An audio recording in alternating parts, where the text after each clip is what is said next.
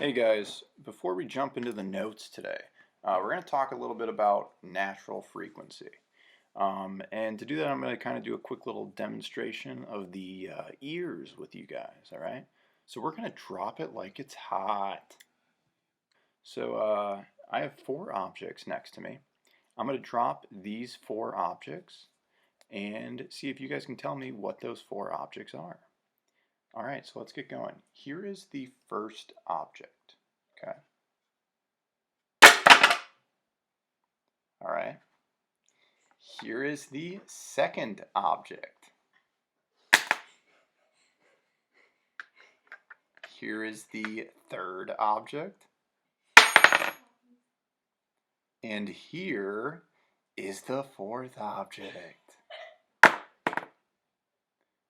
All right, so I want you to take a second, think about it, try to guess what those objects are. All right, I'm going to go through them one more time. So here's our first object. Okay. Second object. And here is our third object. And then the fourth object. Okay. So now this time I'm going to drop them and I'm going to tell you what they are, just so that you can associate that sound with the object.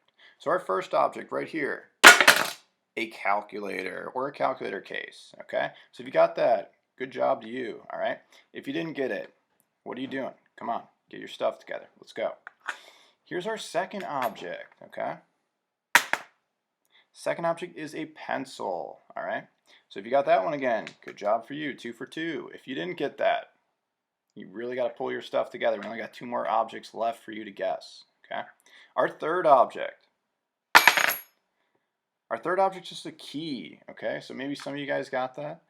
Some of you maybe not. That's fine. We still got one last object left. Okay. Fourth object. All right, and the fourth object was an expo marker. I know some of you guys are saying, I knew it. But what color was it?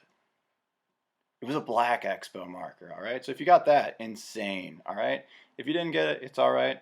We'll kind of explain a little bit about why that happens and why those objects make the sounds that they do when they drop.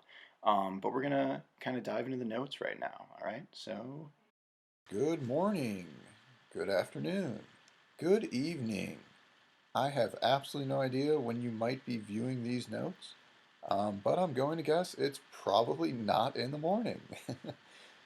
But anyway, now is the time for all of your questions to be answered about resonance. So, without further ado, make sure you grab a notebook, a pencil, not a calculator, possibly some coffee. Who knows? Maybe a snack. It could take a while. A bowl of popcorn could help. It might get you in the mood for these notes. But anyway, we're going to get started with our resonance notes. So, first thing we want to talk about is the natural frequency. What is it? Well, we kind of talked about it in our last notes, but we'll just talk about it one more time in case you forgot. Or who knows, maybe you just didn't click on the notes. You were feeling too ambitious and you just took them on by yourself and wrote down what was on it and didn't pay attention at all to it. But now is your time. Second chance, all right?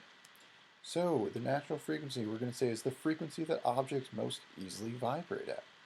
Okay? So every object is going to vibrate at its own natural frequency. And just like we said, every object has that.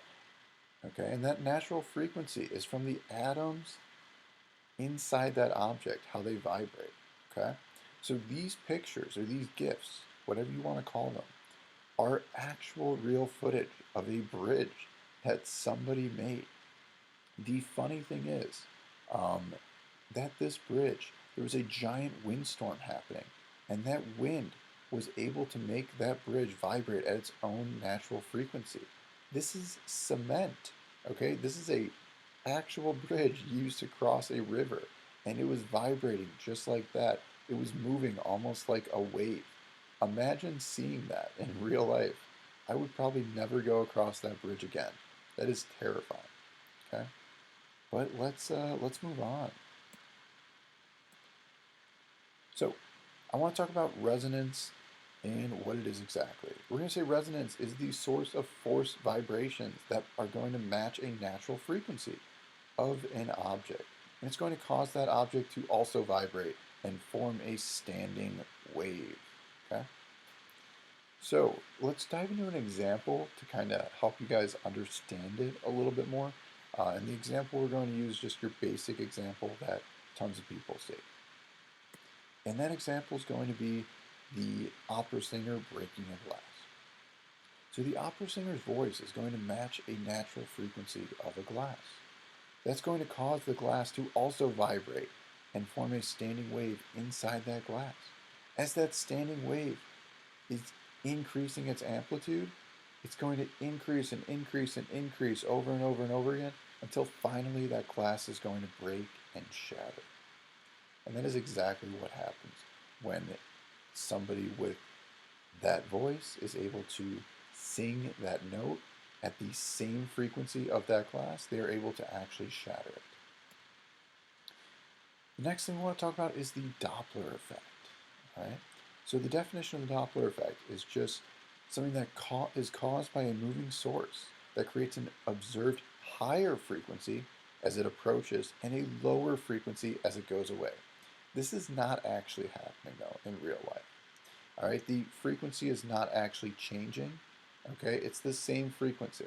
So the Doppler effect is something that happens in real life, but the frequency itself is not actually being changed.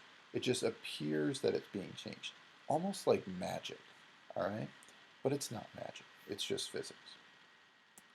So here's a diagram demonstrating that for you. So what is happening exactly is that as an object is moving, basically like it's catching up on those sound waves. So imagine a police car moving towards you. As the police car moves towards you, it's pushing out sound waves in front of it and behind it, right? The sound waves in front of it, it's also driving towards at the same time. So because it's pushing those out and moving towards them, it's condensing those waves.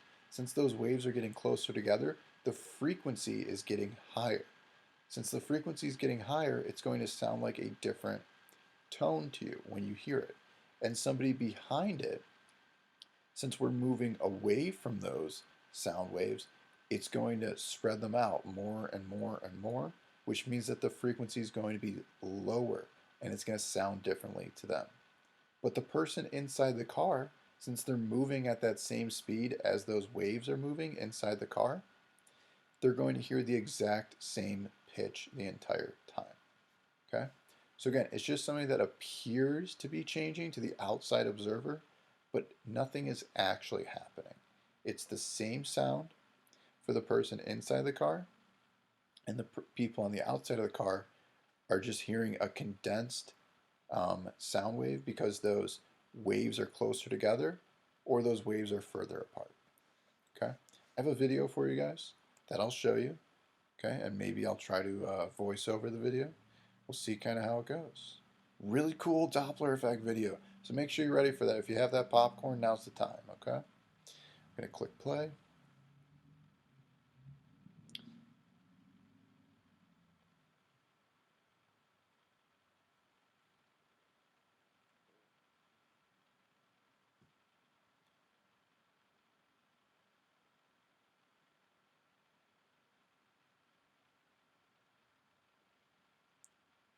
All right, check it out. This guy's driving a Suburban. Big flex right now.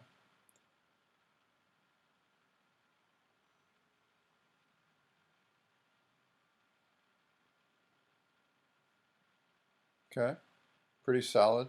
So you should have noticed that as he was driving towards you, it might have sounded differently than when he was driving away from you.